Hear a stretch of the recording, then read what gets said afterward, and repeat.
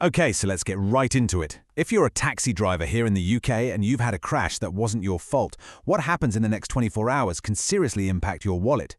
You get that phone call from the other driver's insurer and they're offering a free courtesy car. But is it the lifeline you think it is? Well, in this explainer, we are going to break down exactly what you need to know to protect your income.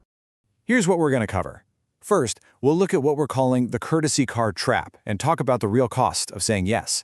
Then, and this is crucial, we'll get into your legal right to refuse it.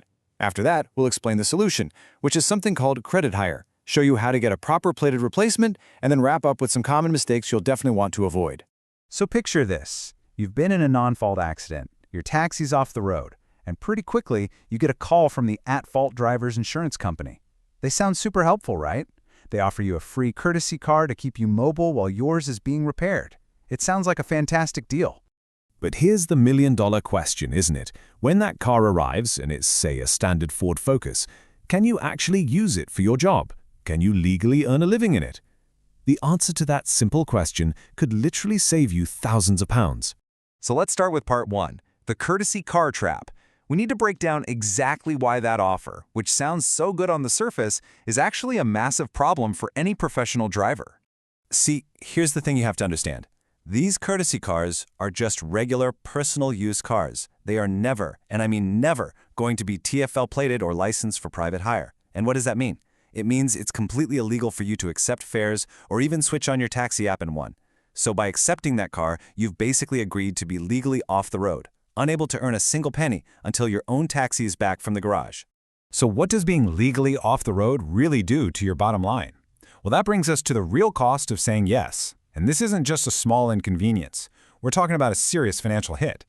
On average, we're talking between 80 and 120 pounds of lost income for every single day you're not working. That's money that should be paying your bills gone, just because you're stuck at home with a car that's useless for your job. And believe me, that daily loss adds up frighteningly fast. I mean, just look at these figures. If repairs take 3 weeks, an average UK driver is out over 1,700 pounds. A London driver, you're looking at over 2.5 grand. Even for a part-time driver, it's a massive, massive blow to your finances. But here is the good news. You absolutely do not have to accept this situation.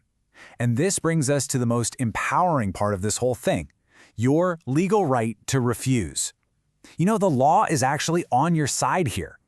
Your power comes from a key principle in UK tort law. Now, without getting too technical, it basically says you have the right to be put back into the same financial position you were in before the accident happened. This includes claiming for any lost income that was caused by the other driver's actions.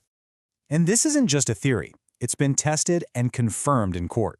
A really important case established that you are entitled to a like-for-like replacement.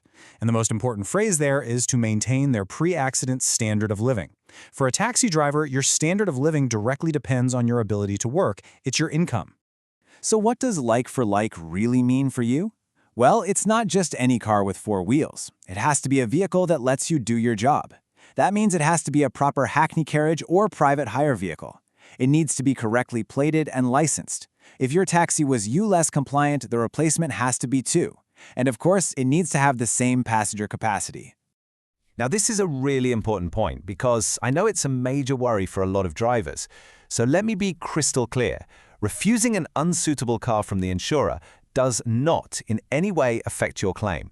It doesn't touch your no claims bonus. You are simply exercising your legal right to a suitable vehicle that allows you to work. Okay, so if you refuse the standard courtesy car, what's the next step? What's the alternative? Well, that leads us right to the practical solution, understanding credit hire. This is the service that gets you the right vehicle. So, what is credit hire? It's a specialist service designed for exactly this situation. A credit hire company gives you a fully licensed, plated, like-for-like taxi. And here's the best part. You pay absolutely nothing up front.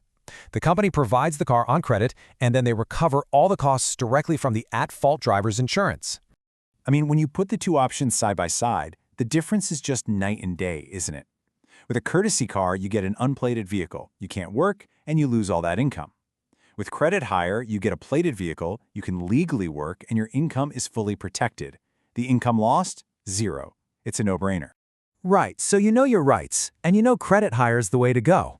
How do you actually make it happen? Let's get down to the practical, step-by-step process for getting that plated replacement vehicle. Okay, here's your playbook. The number one rule is to act fast. Contact a specialist credit hire provider right away. They'll need your accident and license details, and you'll confirm with them that the vehicle they're offering is truly like for like. Now, a big one. Read that credit hire agreement very carefully before you sign anything. The goal is to get you back on the road earning again, often within just 24 hours. And finally, let's talk about the pitfalls. Because knowing what not to do is just as important as knowing what to do. So here are the common mistakes you absolutely have to avoid. These are the errors that can cost you serious money. Don't just automatically accept that first car they offer. Don't sit around waiting for the insurer to give you permission. You don't need it.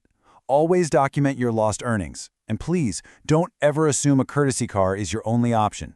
The biggest mistakes are delaying and not reading the agreement. Be quick, be smart, and protect yourself.